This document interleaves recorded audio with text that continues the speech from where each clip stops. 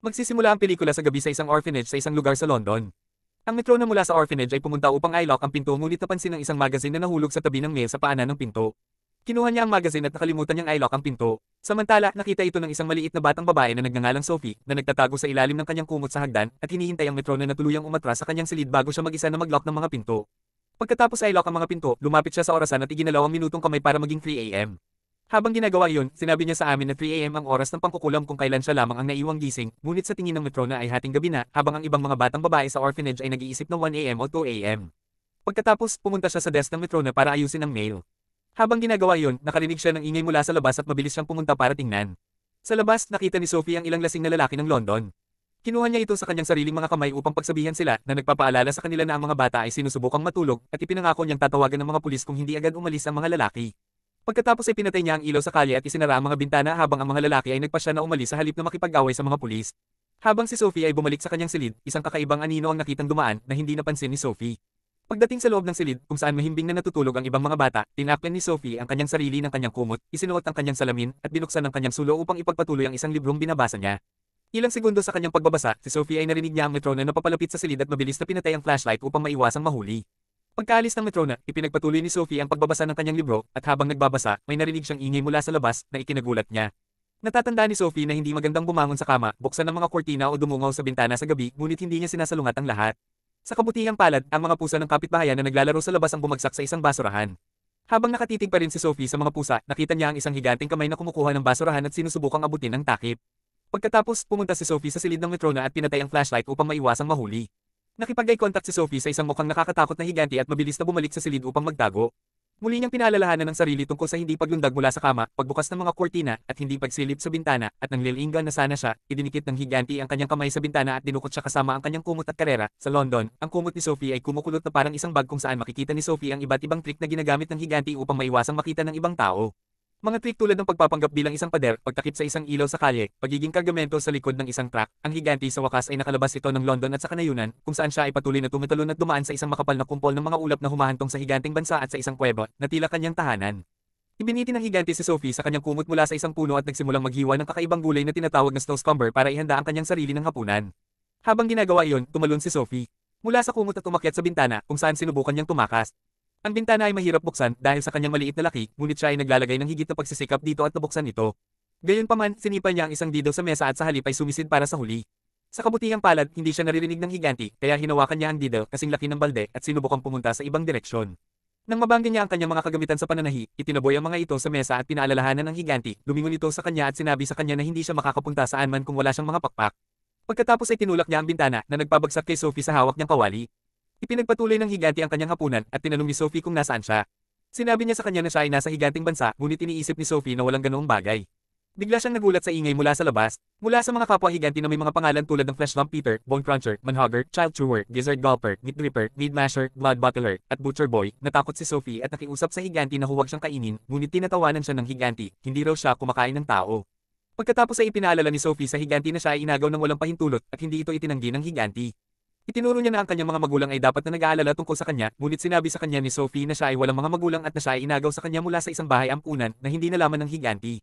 Gayunpaman, sinabi ni Sophie sa higanti na kinasusuklaman niya ito sa bahay ampunan dahil ang Metrona ay walang kakayahan at marami siyang mga patakaran na may kasamang matinding parusa kapag nasira. Ang higanti ay tumabi kay Sophie at ibinalik sa kanya ang kanyang salamin, na nag-udyok kay Sophie na tanungin kung ang iba pang mga higanti ay mabait na tulad niya. Ngunit ang higanti ay nagsasabi sa kanya, habang siya ay naghahain sa kanyang sarili ng isang plato ng kakaibang hitsura ng nilaga, na ang ibang higanti ay kumakain ng mga tao. Si Sophie ay naguguluhan kung bakit siya dinukot ng higanti. Pagkatapos ay ipinaliwanag niya sa kanyang maling grammar na kung iniwan niya siya ay maglilibot na magsasabi sa mga tao na siya ay nakakita ng isang higanti na magpapalaki ng mga kuryosidad ng mga tao at haantong sa kanya na mahuli ng mga hayop sa zoo. Ngunit nangako si Sophie na hindi niya sasabihin kahit kanino, ngunit hindi siya pinaniwalaan ng higanti. Sa halip, sinabi sa kanya ng higanti na gugugol sila sa natitirang bahagi ng kanilang buhay dito sa higanting bansa. Habang nagsasalita pa siya tungkol sa pagtakas, itinapon niya ang kanyang kumot sa ibabaw niya at dinala siya sa kanyang higa ng barko, kung saan inilagay niya siya sa pugad ng uwak na nagpapaalala sa kanya ng may mga higanti na nanganggain doon habang sinusubukan niyang tumakas.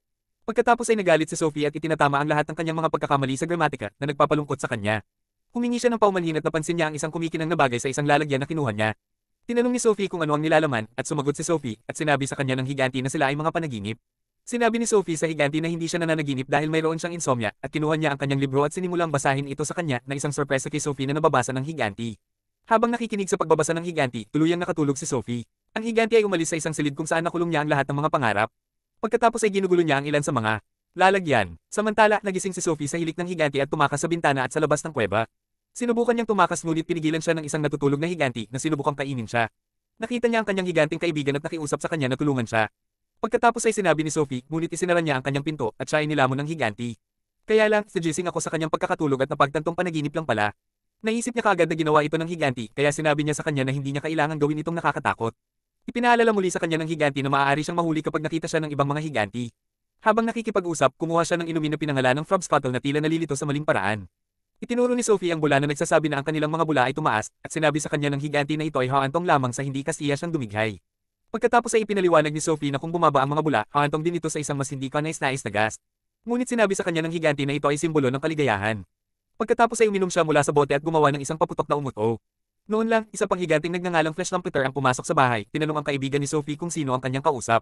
Samantala, nagtatago si Sophie sa likod ng Frobscuttle. Sinasabi ng Flesh Lampeter na mayroon siyang splinter at gustong magamot kaagad. Habang inaalagaan niya ang splinter, nakita ni Flesh Lampeter ang pabango at tinanong niya ang higanting kaibigan ni Sophie kung nakakuha siya ng bagong alagang hayop. Sinusubukan ng higanti na gambulay ng Flesh Lampeter habang si Sophie ay tumalon sa Snowscumber sa mesa na hindi nila alam. Pagkatapos ay sinabi ni Sophie, Flesh Lampeter pagkatapos ay nagsimulang suminggot sa paligid ng mesa, naghahanap ng banyagang amoy nang ang higanting kaibigan ni Sophie ay nag-aalok ng gulay upang makagambala sa kanya. Sa kasamaang palad, habang sinusubukan ni Flesh Lampeter na kumagit ng gulay, nakita ng higanting kaibigan ni Sophie ang mga binti ni Sophie na nakalabas sa gulay. Mabilis siyang tumalon para iligtas, pinaalalahanan ng kanyang mga kaibigan na mas gusto niyang kumain ng tao, hindi ng gulay. Pagkatapos ay itinapon ng higanti ang Snowscumber sa lupa at tinangka itong tapokan nang muli siyang nagambala ng higanting kaibigan ni Sophie. Sa wakas ay umalis siya, kinuha ang bote ng Frobscuttle habang palabas siya ng bahay. Kinuha ng higanti ang gulay at inilagay sa mesa na nagpapahintulot kay Sophie na gumapang palabas. Inaalok niya ang kanyang mga kamay sa kanya at umakyat si Sophie sa itaas. Pagkatapos ay dinala siya ng higanti sa lihim na lugar kung saan pinapanatili niya ang mga pangarap. Tinutulungan niya itong hugasan ng sarili at pagkatapos ay inalok siya ng iba't ibang damit na mapagpipilian. Pagkatapos magbihis, napansin ng higanti ang isang pulang jacket na kinuha ni Sophie at tinanong siya kung saan niya ito nakuha. Pagkatapos ay sinabi niya sa kanya na ito ay mula sa mga scrap na ibinigay niya sa kanya. Mukha siyang malungkot sa una, ngunit kapag tinanong ni Sophie kung ano ang mali, sinabi niya sa kanya na wala ito.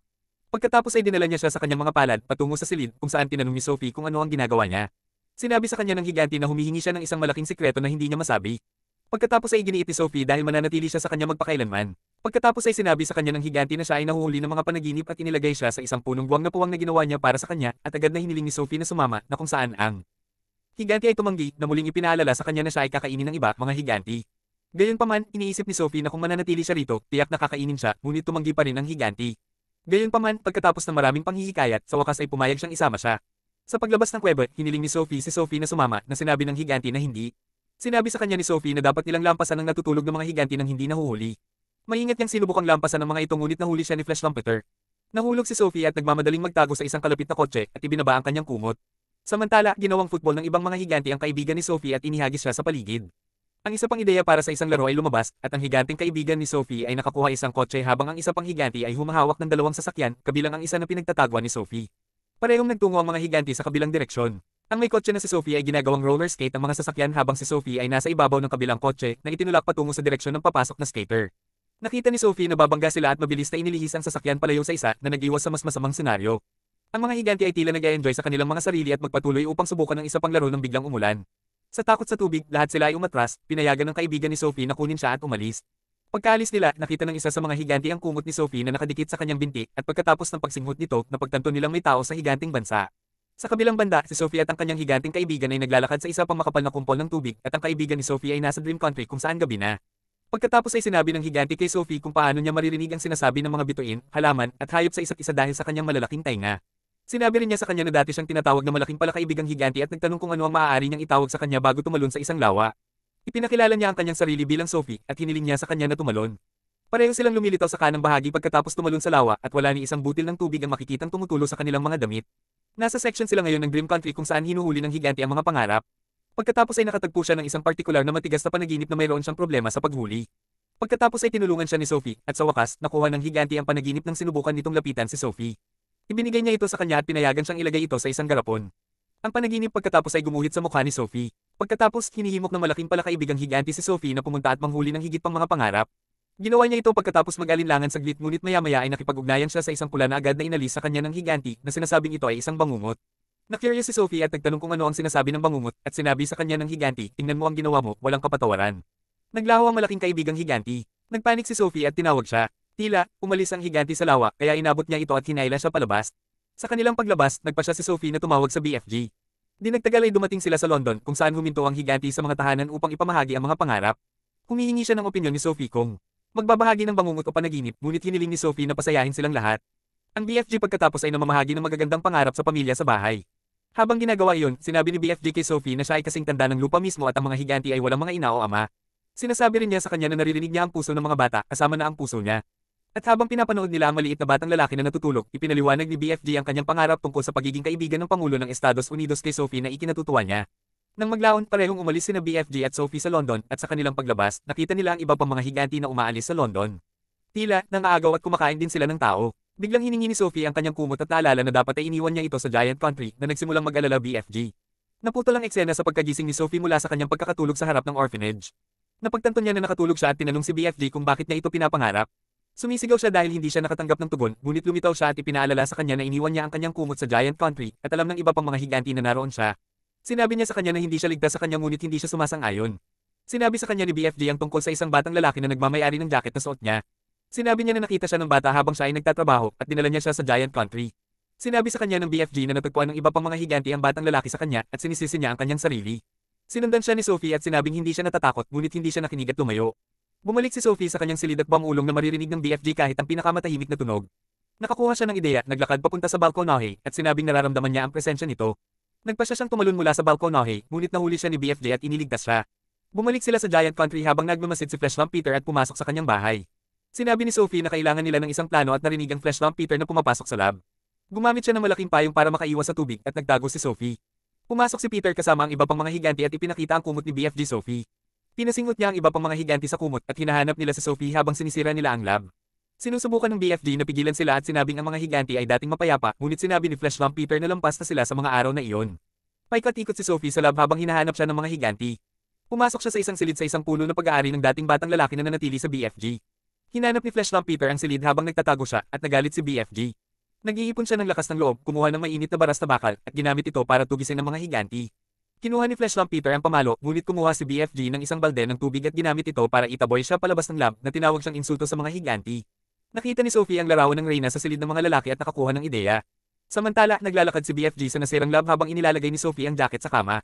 Umalis siya ng kwarto at kinausap si BFG habang sinasabi nitong mahina itong magsalita. Sinabi niya sa kanya na siya ay nagsasalita ng maganda at siya ay nasa sabik. Habang kinakausap ni BFG ang kanyang sarili, nakuha ni Sophie ang kanyang atensyon at sinabing may plano siya. Iminungkahi niya na pumunta sila sa Reyna at humingi ng tulong sa kanya. Gumagawa sila ng hindi, nasa siren ng mga panaginip at nag-iisip ng pangarap na ibibigay nila sa Reyna. Bumunot ang BFG ng bangungot at pinaghalo ito sa iba't ibang panaginip na binanggit ni Sophie. Hinahalo niya ang isang piraso ng kanyang sarili at ni Sophie sa panaginip. Inilagay niya ito sa isang garapon na may label na para sa Reyna at ipinagpatuloy ang paghahalo habang isinalaysay ni Sophie kung paano siya lilito sa windowsill ng Reyna at lalabas si BFG at sasabihin siya ang kanyang hamak na lingkod. Tumanggi ang BFG, ngunit nakikita namin silang nagbabalat kayo bilang mga estatwa sa Buckingham Palace. Umiiwas sila sa isang gwardya at naglakad-lakad sa palasyo habang pinakikinggan ni BFG ang paghinga ng lahat para malaman kung nasaan ang Reyna. Nakarating sila sa kwarto niya at binuksan niya ang bintana. Ginagamit ni BFG ang kanyang espesyal na trompeta upang ilagay ang bangungot sa silid ng Reyna at ito ay pumasok sa kanya. Nanaginip siya tungkol sa mga higanti at nagising sa pagkagulat kinaumagahan. Si Mary, ang katulong ng Reyna, ay pumasok sa silid. At sinabi ng Reyna na nagkaroon siya ng bangungot. Si Mr. Tibbs, ang mayordomo ng Reyna, ay pumasok kasama ang kanyang almusal, pinitik ang kanyang mga daliri at ang mga aso ay nagmamadaling lumabas ng silid. Sinabi ng Reyna na nanaginip siya na ang mga higanting kumakain ng tao ay kumukuha ng mga bata mula sa kanilang mga silid at kinakain sila.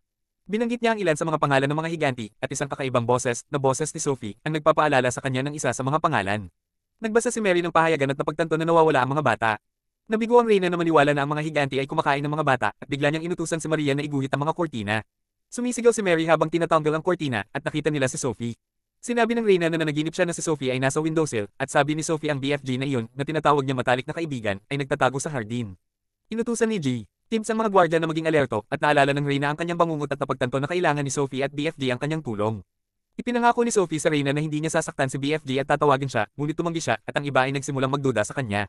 Hiniling nila sa kanya na bumaba sa windowsill, ngunit tumanggi siya at sumigaw na sinasabi sa BFG na maging matapang. Lumabas si BFG mula sa mga puno at pinalibutan siya ng ilang gwardya at pinaalalahanan siya ni Sophie ng kanyang pangako. Tinawag niya si Mr. Tibbs at inutusan niya ang mga gwardya na tumayo habang nanginginig ang kanyang mga kamay sa takot. Naglalakad si BFG sa bintana ng Reyna at sinabing siya ang kanyang humbug servant. Sinabi niya na dumating siya upang tulungan siya at iminumungkahi niya na magpalit siya mula sa kanyang dressing gown. Nakipag-ugnayan ng Reyna sa ilang tao habang nililinis at binibihisan ni Mary si Sophie. Pumasok siya sa dining hall kasama si Sophie habang pinapasok ng mayordomo si BFG sa gusali. Umupo sila at naghahanda para kumain at umupo si BFG sa isang upuan na nakalagay sa isang piano. Pumasok ang mga butler at gumamit ng hagdan para marating ang tuktok ng higanting mesa. Binigyan nila siya ng pala at natikman niya ang pagkain at sumisigaw na hindi na siya kakain ng snow scumbers. Naghahain ng kape ang mga butler at iniluwa ito ni BFG dahil hindi niya ito gusto. Inilabas ni B ang isang bote ng Frob's Scuttle mula sa kanyang bag at binigay ito bilang regalo. Ipinalam ni G. Team Serena na ang mga general ay na-brief at pumasok sila sa silid. Sinabi niya sa kanila na mayroon lamang silang isang pagkakataon na makapasok sa higanting bansa. Nagpakita sila ng mapa kay BFG at tinanong siya kung nasaan ang higanting bansa. Ipinalam niya sa kanila na wala ito sa mapa at pinagsilbihan sila ng Frob's Scuttle. Iniinom nila ang inumin habang ang ilang mga tao ay naglalaro ng mga bagpipe at lahat ay umutot. Tumayo ang Reyna at sinabi, pupunta sila sa higanting bansa. Ang BFG ay tumatakbo sa labas ng London at maraming helicopter ang sumusunod sa kanya. Pumasok siya sa kumpol ng mga ulap at ang mga radar ng helicopter ay nagsimulang mag-malfunction habang papasok sila. Nakarating sila sa mga ulap at nagpasyang maghintay habang papasok sina BFG at Sophie sa kanyang bahay. Tinanong ni Sophie si BFG kung mayroon siyang plano at nabawi niya ang bangungot na nahuli niya. Gagamitin daw niya ito sa ibang mga higanti. Kung ito ay gagana, sila ay maday gising na nakulong sa pagsisisi sa lahat ng kanilang nagawa. Nakita ni Sophie ang kanyang panaginip sa isang garapon na may nakasulat na pagnanasa ng puso. Nakaupo sila sa labas habang natutulog ang mga higanti at nagtanong siya tungkol sa kanyang panaginip. Sinabi niya sa kanya na magkakaroon ng maraming tagumpay at kaunting kawalan ng pag-asa sa kanyang buhay at lagi niyang aalalahanin ang kanyang mabubuting gawa. Sinabi ni BFG kay Sophie na maday gising siya ngunit hindi sa higanting bansa dahil mas marami siyang pangarap na mahuhuli. Tinanong niya kung maririnig pa niya siya at ipinaalala niya sa kanya ang kanyang higanting mga tainga. Hinawakan ni Sophie ang kanyang pinky gamit ang kanyang kamay at sinabi sa kanya na oras na. Napagtanto ni BFG na iniwan niya ang kanyang trumpeta sa palasyo at naranasan ni Sophie ang bangungot. Tumakbo siya papunta sa natutulog ng mga higanti at nagising si Flash Lamp Peter habang sinusubukan niyang buksan ang garapon. Nabasag niya ang garapon at ang mga bangungot ay pumasok sa mga higanti na nagpasindik sa kanila nang magising sila. Pinipigilan ni Peter ang bangungot sa pagpasok sa kanya at sinubukang tamaan si Sophie, ngunit pinigilan siya ng BFG. Hinawakan niya ang BFG habang sinasabi niyang huminto at sinubukan siyang hampasin ni Flash Lamp Peter, ngunit dumating ang hukbo. Nahuli ng hukbo ang mga higanti habang tumatakbo si Sophie sa paligid ng field upang maiwasang matamaan. Hinawakan siya ni BFG habang si Flash Lamp Peter ay gumagalaw palapit sa kanya at siya ay nadadala. Isinalaysay ni Sophie kung paano dinala ang mga higanti sa malayo sa isang hiwalay na isla at ibinagsak sa tubig bago ang isla. Naglalagay sila ng mga snow scumber at buto bilang tanging pagkain ng mga higanti at sabi ni Sophie kailangan na nilang masanay. Si Sophie ay inampun ni Mary at ginaising niya siya. Nanaginip daw siya kung saan nakita niyang tumalon si BFG. Kita niya ang kanyang magandang hardin at sa loob ng kanyang bahay kung saan siya nagluto ng mas masarap na nilagang. Kinakausap daw niya ito kapag malungkot dahil lagi itong nakikinig. Sinabihan niya siya ng magandang umaga at narinig ito ni BFG mula sa kanyang bahay at ngumiti, salamat sa panonood.